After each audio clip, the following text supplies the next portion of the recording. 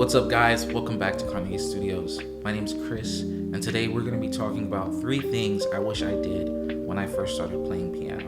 Let's get right into it. So, 3 things I wish I did when I first started playing piano. The first thing was stay consistent no matter what.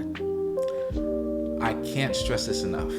When you are consistent over a period of time, weeks, months, years even, the results compound. It's like compound interest.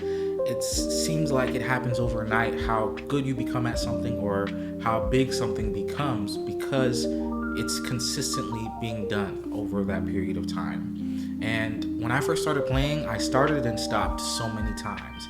Be it discouragement, be it just not knowing, being lost, not having the discipline. That's probably the biggest thing. And because of that, I started and stopped, and I am not where I want to be, but because I know this now, I'm more consistent than I have been in the past. I would have hit my goals much sooner if I was more consistent. And consistency establishes the habit of doing things no matter what. It establishes the habit of showing up and being present. Being consistent does so many things. I like to think of this analogy. When you go to the gym, or when you start going to the gym, you go probably 30 minutes to an hour every day, or 3 to 5 times a week. If you miss those days in the gym and you're not consistent, you can't go at the end of the month and make up those hours. So if I missed 5 times throughout the month, or if I missed a whole week, right? 3 to 5 days a week. So I would say on average 1 hour. I can't go to the gym if I miss a week, work out for 5 hours and expect the gains from the week that I lost. No, it's just one day. But if I kept showing up every day or those 3 to 5 times a week, then I would see the difference by the end of the month because I didn't miss as much. So that's one of the analogies that sticks with me and that I think about. So that's number 1. Be consistent no matter what.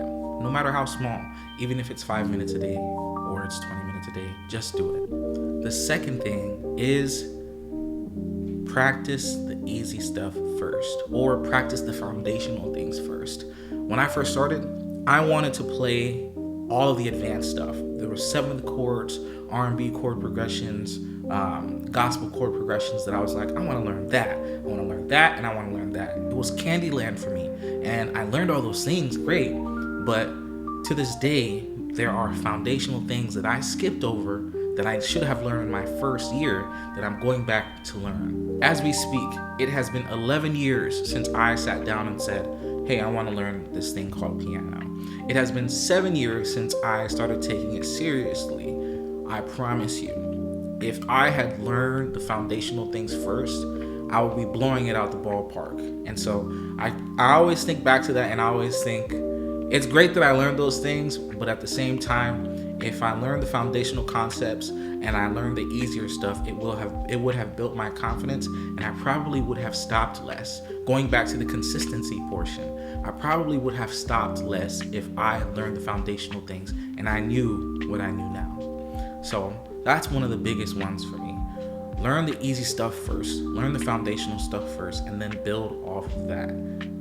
It's great to know some cool tricks, but it's even greater to know how to do that all the time. And the last thing was, you can do it. I know it sounds so simple, but I wish I told myself this when I first started playing. I wish that I could go back in time and tell my younger self, hey, you can do it. You have what it takes. Because all it is, regardless of how I felt, if I knew that consistency and building my skill set trumped how I felt, good or bad, I would have had a great mindset to just continue moving forward. But I didn't have that. Oftentimes I felt lost. I had a numerous amount of teachers and I was inspired by them. And I didn't see the years of work that it took for them. I just saw, wow, they play amazing, they play cool.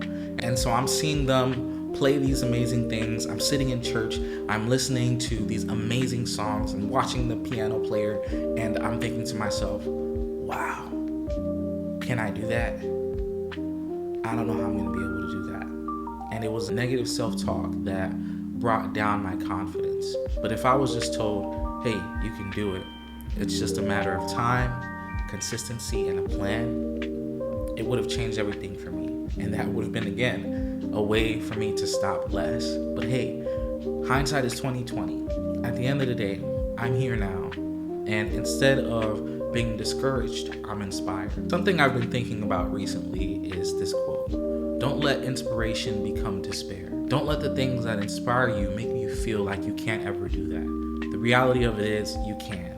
You just need to put the time and the work in it. So there you have it, guys. 3 things I wish I did when I first started learning how to play piano. Please like and subscribe, and I'll catch you in the